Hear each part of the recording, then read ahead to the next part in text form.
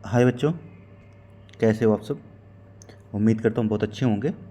देखिए, ये हमारे हरियाणा बोर्ड की जो 10th की बुक है, इतिहास की, हिस्ट्री की जो नई बुक आई है, उसका ये दूसरा चैप्टर है। फर्स्ट चैप्टर हम पूरा कर चुके हैं। आप वीडियो देख सकते हैं जा करके। और ये दूसरा चैप्टर है जिसका नाम है, ठीक है, प्राचीन विश्व की प्राचीन सभ्यताएं। ठीक है, तो ये चैप्टर का नाम क्या है? विश्व की प्राचीन सभ्यताएं, सॉरी। ठीक है, इसका नाम थोड़ा यहाँ रॉन्ग हो गया है। हाँ, ठीक। तो हम यहाँ पे पढ़ेंगे कि विश्व में कौन कौन सी सभ्यताएं रही हैं। जैसे कि हमने फर्स्ट चैप्टर में पढ़ा था कि जो भारत की सभ्यता थी, जिसका नाम था सरस्वती सिंधु सभ्यता। ठीक है, तो वो हम पढ़ चुके हैं। ये भारत की सभ्यता थी।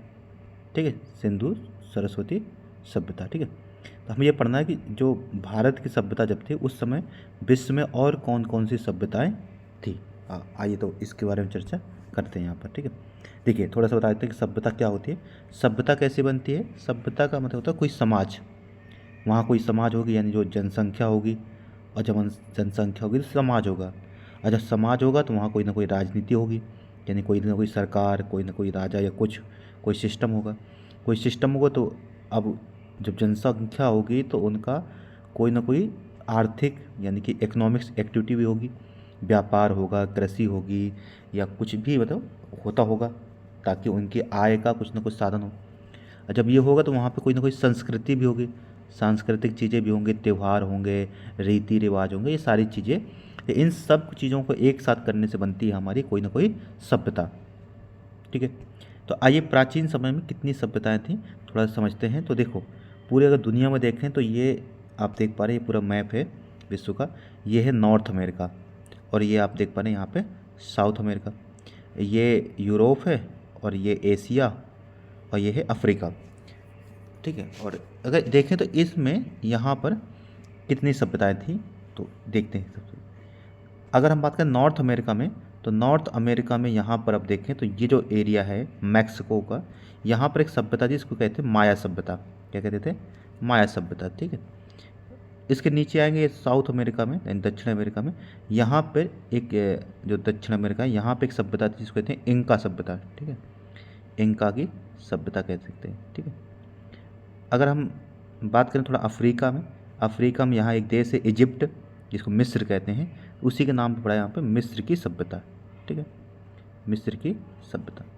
तो ये तो हो गया हमारा किसके बारे में, यानी कि अब नॉर्थ अमेरिका, साउथ अमेरिका और अफ्रीका। अब आते हैं हम यहाँ पे एशिया में। ठीक है, तो एशिया में अगर आते हैं तो एशिया में यही शुरुआत करते हैं पीछे से। यहाँ जो ईरान है, ठीक है, यहाँ पे जो ईरान है, तो उस सभ्यता का नाम था यहाँ पे मेसोपोटामिया की सभ्यता। क्या नाम था? मेसोपोटामिया की सभ्यता। ठीक है, कहाँ पे? ईरान में, ये जो पार्ट दिख रहा है आपको। फिर आते हैं भारत में, तो यहाँ भारत में हमारे यहाँ बता चुका हूँ कि आपको सरस्वती सिंधु सभ्यता थी उस समय। ठीक है, सरस्वती सिंधु सभ्यता।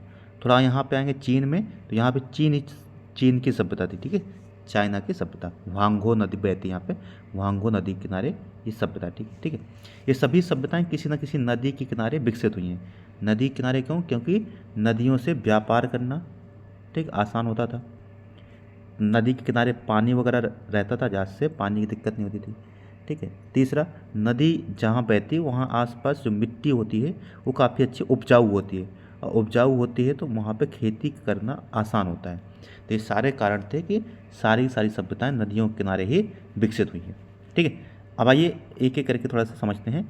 हम यहाँ सभी सभ्यताओं में जो सबसे प्रमुख सभ्यता है, महत्वपूर्ण सभ्यता है, वो है मिस्र की सभ्यता। वैसे सभी सभ्यताएं हैं, सबके बारे में बात करेंगे भारत की सभ्यता छोड़ करके, क्योंकि उसको तो हम फर्स्ट चैप्टर में पढ़ चुके हैं। यहाँ अभी हम एक एक करके पढ़ते हैं। अभी इस वीडियो में हम सिर्फ पढ़ेंगे मिस्र की सभ्यता, जो इसका दूसरा पार्ट आएगा, थोड़ा बड़े है चैप्टर ये, तो वहाँ पे बाकी सभ्यताओं के बारे में चर्चा करेंगे। अच्छा, ये सब सभ्यता थी कहाँ पर? तो अगर हम इसके समय की बात करें तो ये 7,000 वर्ष पूर्व, यानी ईसा मसीह के 7,000 वर्ष पूर्व ये सभ्यता विकसित हुई थी। ठीक।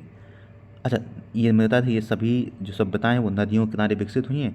तो अगर हम देखें तो ये है हमारा पूरा, अगर इस तरीके देखें तो ये हो गया हमारा क्या, अफ्रीका। और यहाँ पर एक नदी बहती है जिसका नाम है ठीक है, यो नील नदी कहते हैं, ठीक है।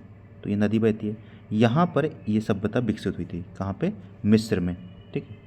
मिस्र में ये सभ्यता का विकास हुआ। तो याद रखना ये सभ्यता कहाँ विकसित हुई? आधुनिक मिस्र में। अगर मैं बात करूँ तो ये जो मिस्र सभ्यता थी ये दो भागों में बटी थी।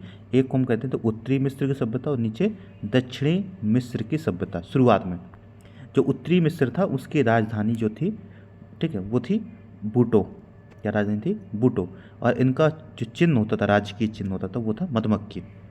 वहीं जो दक्षिण मिस्र था, जो दक्षिण भाग था मिस्र का, यानी कि साउथ पार्ट जो था, इसकी जो राजधानी थी वो थी तौखेबे, ठीक है, तैखेबे कह सकते हैं, ठीक है। और यहाँ का जो चिन्ह था वो क्या था? राज चिन्ह वो था पेपाई, जो पेपाइरस का गुच्छा होता है, पेपाइरस एक पुष्प होता है, उसका गुच्छा, ठीक है। तो ये यहाँ के, परंतु एक राजा हुए जिसका नाम था मेना या मिनिस। उसने क्या किया? इन दोनों को जीत करके एक कर दिया। और एक करने के बाद कब किया? ये 3400 ईसा पूर्व, यानी कि 3400 ईसा पूर्व, यानी कि ईसा मसीह के जन्म से पूर्व उसने क्या किया? इन दोनों यानी उत्तरी भाग और दक्षिणी भाग को जीत करके एक कर दिया और उसने अपनी नई राजधानी बनाई जिसका नाम रखा उसने मेनिप्स, ठीक है। क्या रखे? मेनिप्स। और यहाँ पे सिस्टम कैसे रखा? राजतंत्र, यानी राजा यहाँ का शासक होता था, हेड होता था, ठीक है। अब आगे देखते हैं इसका, यहाँ का सोसाइटी समाज कैसा था, ठीक है। तो आइए थोड़ा सा जानने के हम ये बात देखते हैं कि हमें जो मिस्र की सभ्यता है उसके बारे में जानकारी के क्या क्या हमारे पास स्रोत हैं, यानी कि जानकारी कैसे प्राप्त होती है कि यहाँ जो सभ्यता थी वो कौन सी थी, क्या करते थे। तो देखिए इसकी जानकारी हमें कुछ 3 तरीके के स्रोतों से प्राप्त होती है। एक होता है साहित्यिक स्रोत। साहित्यिक का अर्थ हो गया कि कुछ राइटर्स रहे होंगे जिन्होंने कुछ किताबें, ठीक है, कुछ नोट या कुछ कविताएं रख छोड़ी होंगी, जो कुछ कहानियाँ, तो उनसे हमें यहाँ की जानकारी प्राप्त होती है। ऐसे 3 राइटर हुए हैं, यानी इतिहासकार कह सकते हैं, विद्वान कह सकते हैं। एक का नाम है हेरोडोटस, एक का नाम है डायोडोटस और एक का नाम है मिनेथो। ये 3 व्यक्ति हैं। हेरोडोटस, डायोडोटस उस समय के बहुत बड़े विद्वान होते थे। इन्होंने बहुत सारी किताबों की रचना की है, यानी कि बहुत सारी इनकी किताबें हैं। उन किताबों को पढ़कर हमें जानकारी प्राप्त होती है, ठीक है। दूसरे जो स्रोत होते हैं उसको कहते हैं हम पुरातात्विक स्रोत। पुरातात्विक का अर्थ होता है कि जब खुदाई करते हैं तो खुदाई से जो सामान प्राप्त होता है उसे कहते हैं पुरातात्विक स्रोत। जैसे पिरामिड, आपने सुना होगा गीजा के पिरामिड, तो यहाँ पे पिरामिड की पाए गए हैं, तो पिरामिड से बहुत सारी जानकारी हमें प्राप्त होती है। यहाँ बहुत सारी कब्रें पाई गई हैं, किनकी? राजाओं की, जो वहाँ के होते थे। राजाओं को फराव कहते थे, वहाँ पे क्या कहते थे उनको? राजा जो होते थे मिस्र में उनको फराव कहते थे। तो इनकी कब्रें पाई गई हैं, ठीक है, मस्तबे जिनको कहते हैं। इन कब्रों से भी बहुत सारी जानकारी प्राप्त होती है। कुछ यहाँ चित्र पाए गए हैं दीवारों पे, मंदिर पाए गए हैं यहाँ पे, और कुछ ऐसे राजा जो होते थे वो अपने कुछ आदेश वगैरह खुदवाते थे, वो पाए गए हैं, ठीक है। इनसे हमें जानकारी प्राप्त होती है। और जो तीसरा स्रोत है वो है आधुनिक स्रोत। आधुनिक समय में क्या किए, बहुत सारे अभी नए विद्वानों ने भी कुछ किताबें वो की हैं इनके यहाँ के बारे में, तो उनकी किताबों से हम जानकारी समझ सकते हैं। जैसे इरमान है, ठीक है, एक एडोल्फ इरमान, जेएस ब्रस्टेड, ये दोनों हैं, इनकी किताबें भी हमारे जानकारी का अच्छा खासा साधन है, ठीक। अब आते हैं कि समझते हैं कि यहाँ का इन किताबों से, इन पिरामिड से, इन सारी चीज़ों से यहाँ का हम देखते हैं कि यहाँ का सिस्टम कैसा था। देखो अगर हम बात करें तो हम 3 भागों में इसको बांट सकते हैं। पूरी मिस्र की सभ्यता को 3 भागों में बांट सकते हैं। बता दें कि यहाँ का जो हेड होता था उसको राजा कहते थे, राजा को फराव कहा जाता था। तो हम इसको पूरे सिस्टम को, अगर पूरा यहाँ का जो राजनीतिक था, इसको 3 भागों में बांटे तो जो फर्स्ट पार्ट है हमारा, जिसको हम कहते हैं प्राचीन या पिरामिड युग, यानी ये वो समय था जब पिरामिड बनाने शुरू किए। यहाँ के जो राजा होते थे उन्होंने पिरामिड बनवाए बड़े बड़े। इसका टाइम पीरियड बताएं तो ये है 3400 से 2160 ईसा पूर्व, यानी 2160 ईसा पूर्व तक यहाँ पे ये सिस्टम रहा। दूसरा था जो बीच का मध्य युग कह सकते हैं। मध्य युग यानी ये वह समय था जब राजा के बजाय उसके जो सेनापति वगैरह थे, जो छोटे छोटे वो होते थे, सामंत जिनको कहते हैं, तो सामंतों का इस समय युग था 2160 से 1580 ईसा पूर्व तक। और तीसरा जिसको हम कहते हैं आधुनिक या साम्राज्यवादी युग। साम्राज्यवाद मतलब जब इन्होंने अपने एरिया को बढ़ाना शुरू किया जीत करके। ये था 1580 से 650 ईसा पूर्व तक। ठीक है, अब जो इन अगर बात करें तो ये जो हमारा पिरामिड युग है, पिरामिड समय है, इसमें 6 राजाओं ने यहाँ उस समय कितने राजा हुए? 6 राजाओं ने यहाँ पे राज किया है। और एक अगर नाम देखें तो जैसे नरमेर, ठीक है, अट्टा, जोसर, ठीक है, इमहोरपे, खुफू आदि, ये सब के सब क्या हैं उस समय के राजा थे जिन्होंने यहाँ पे शासन किया है। इन्होंने क्या किया है? तो इन्होंने बड़े बड़े क्या बनवाए हैं? पिरामिड। पिरामिड जो होते थे ये इनके जो एक देवता थे, ये सूर्य भगवान को अपना प्रमुख देवता मानते थे, और सूर्य भगवान को खुश करने के चक्कर में ये बड़े बड़े पिरामिड बनाते थे। ठीक है, इम्होटेप जो यहाँ का राजा था, एक इम्होटेप, इसने ही सर्वप्रथम शुरुआत में पिरामिड बनाने का शुरू करवाया था। ठीक है, दूसरा इनका काम था, एक तो ये कि सूर्य देवता को खुश करते थे, दूसरा ये क्या करते थे, पिरामिड से रोजगार पैदा होता था, बहुत सारे मजदूर काम करते थे तो उनको रोजगार भी देने का एक अच्छा खासा साधन हुआ करता था। दूसरा देखो, एक जो मध्य या सामंतवाद युग था, सामंतवाद युग का अर्थ हुआ कि यहाँ पे सामंत थे, जो छोटे मोटे सरदार होते थे, उनका ज़्यादा ताकत हो गया था, राजा थोड़ा सा कमज़ोर हो गया था। ठीक है, तो सामंतवादी युग में जो है इस समय 5 राजाओं ने राज किया है 2160 से 1580 के बीच में। ठीक है, अच्छा, इस समय जो राजा थे उनका नाम क्या था? एंटे, मितु, मेतु, होतेप, ठीक है, अमन होतेप और सेनवो, ये राजाओं के नाम है ऐसे, सेनवो, अमन, होतेप, ये। ठीक है, इस समय क्या था कि जो राज्य होता था, बड़ा राज्य होता था, इसको कई सारे छोटे छोटे टुकड़ों में बंट गया था। यहाँ कई सारे राजा होते थे और ये आपस में ही युद्ध करते रहते थे छोटे छोटे टुकड़ों में बंट करके।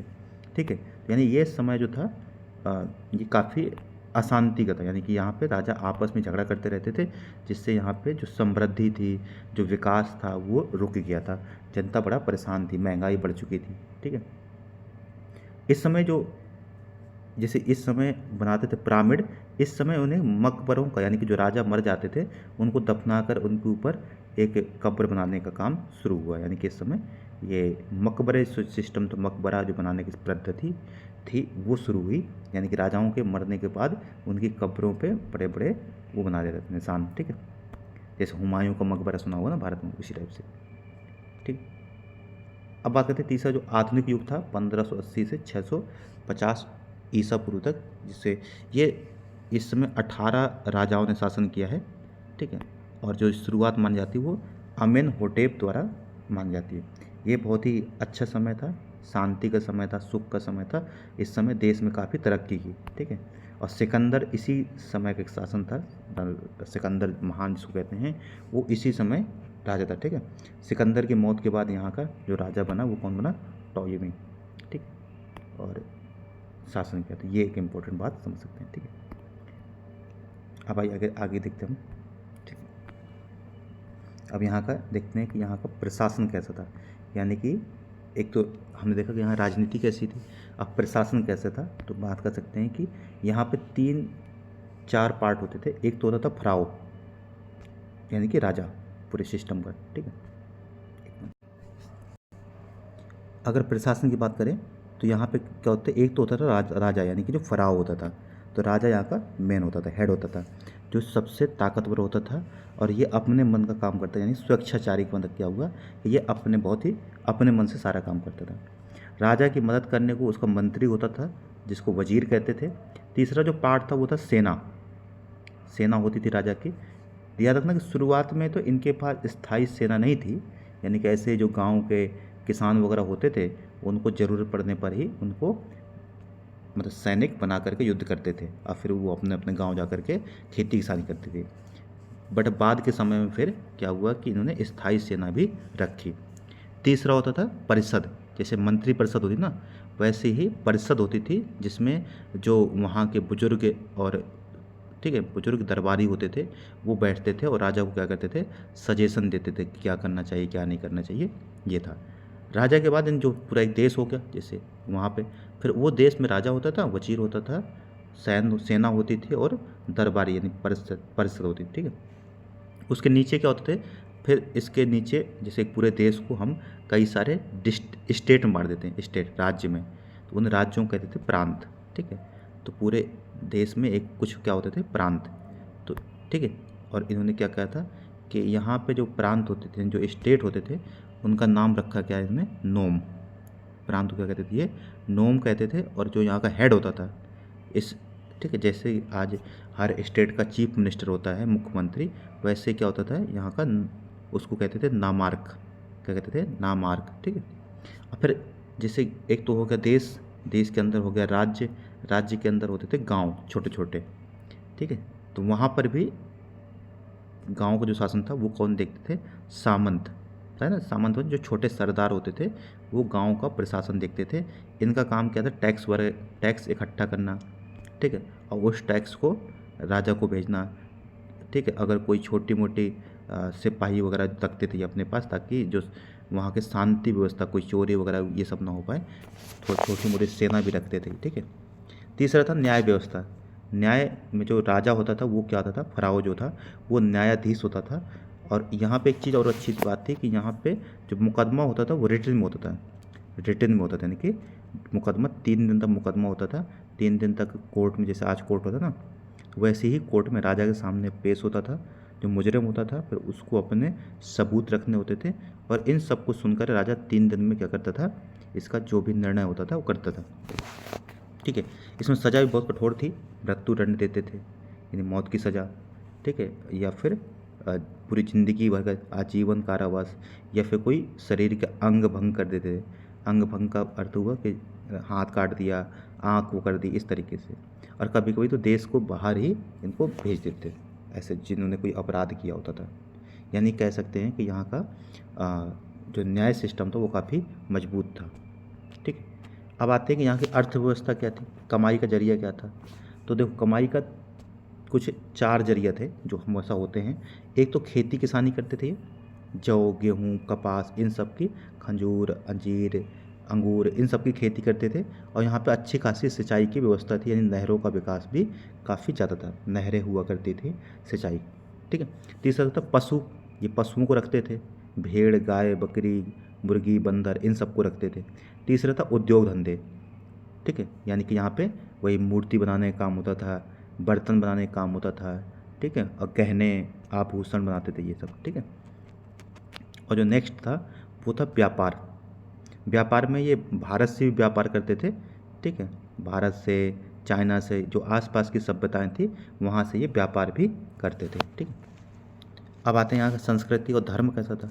तो बता दें कि ये एक तो बहुत इम्पोर्टेंट है कि ये बहुदेववादी थे, यानी बहुत सारे देवताओं की पूजा करते थे। 3,000 से ज़्यादा इनके यहाँ देवता पाए गए हैं। ठीक है, तो यानी कि ये क्या थे, बहुदेववादी। और दूसरी चीज़, ये प्रकृति की पूजा करते हैं, जैसे भारतीय है ना, पहाड़ों की, नदियों की, इन सब की पूजा करते हैं, ये भी करते थे। ठीक है, तीसरा, ये इनका जो सबसे प्रमुख देवता था वो था सूर्य। सूर्य भगवान को ये ज़्यादा मेन मानते थे। उसके कई सारे नाम थे, रे, रा, तोरस, एमन, ऐसे नाम थे। ठीक है, दूसरा जो देवता था वो नदी का देवता था, जिसको कहते थे ओरिसिस। चंद्रमा को ये सिन कहते थे, और आकाश के देवता को नूत कहते थे।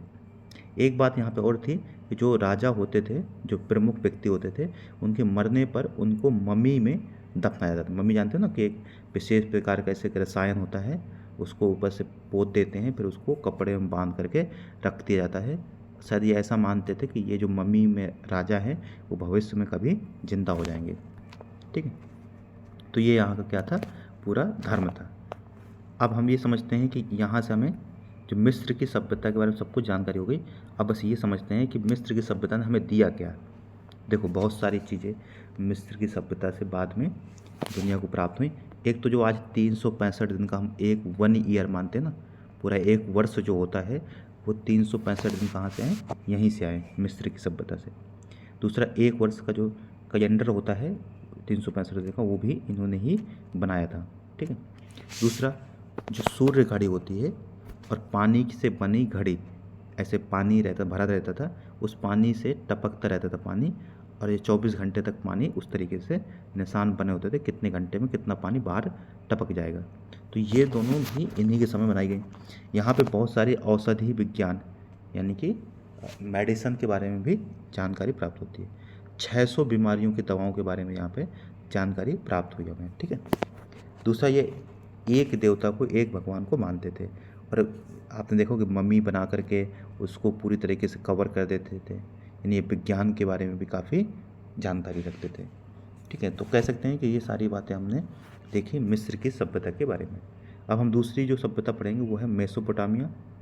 ठीक है, मेसोपोटामिया की सभ्यता। ठीक है, मेसोपोटामिया, फिर चीन, चीन की सभ्यता पढ़ेंगे। फिर हम पढ़ेंगे माया सभ्यता, जो कहाँ पे, अमेरिका, नॉर्थ अमेरिका में, और इंका की सभ्यता जो साउथ अमेरिका में। इन सब के बारे में दूसरी वीडियो में पढ़ेंगे। ठीक है दोस्तों, तो फिर मुझे उम्मीद है कि ये आपको समझ में आया होगा। आप दूसरा वीडियो भी जाकर हमारा देख सकते हैं। ठीक है, जो फर्स्ट पार्ट था, फर्स्ट चैप्टर था, बहुत ही आधे घंटे में पूरा चैप्टर समझाया गया है। इसमें भी थोड़ा सा आज बाकी जो बचा है वो भी 20-25 मिनट में कवर करवा देंगे। ठीक है, तो अगर आपको पसंद आया है तो सब्सक्राइब करना, और सब्सक्राइब तो कर ही दिया होगा, देखो आप अभी भी कर रहे होंगे, है ना। सब्सक्राइब कर देना और शेयर भी कर देंगे। ठीक है, अपने दोस्तों के साथ, और थंबनेल तो दबा ही दिया होगा। तो ये सारी बातें कर दीजिएगा, और धन्यवाद, थैंक यू, जय हिंद।